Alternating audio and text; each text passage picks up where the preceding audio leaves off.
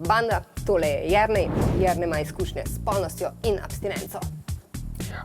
Ti si imel punco, zdaj imaš ženo, ne? To je ista oseba. In sta se odločila v nekem obdobju, da ne bosta imela spolnih odnosov. A to pomeni nič vaginalnih spolnih odnosov ali čist nič spolnih odnosov? Ja, to je se nekaj cajta debatirati.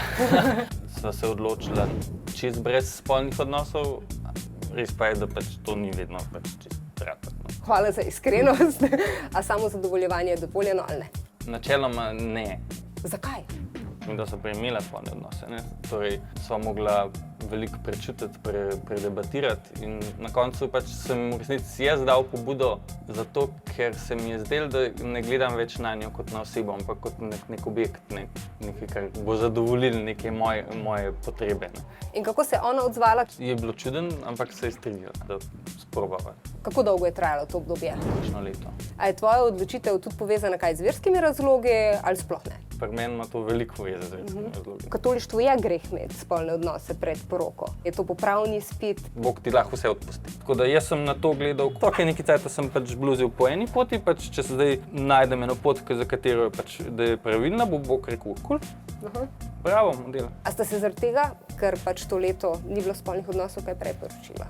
Nisva se. Za koga pa je bilo lažje v tem obdobju, ko nista imela spolnih odnosov, ne tega enega leta zate ali za ženo in za koga težje?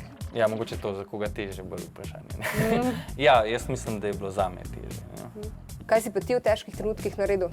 Ko verjetno pač mladci, ne? Ja, mislim. Ni vedno preprosto.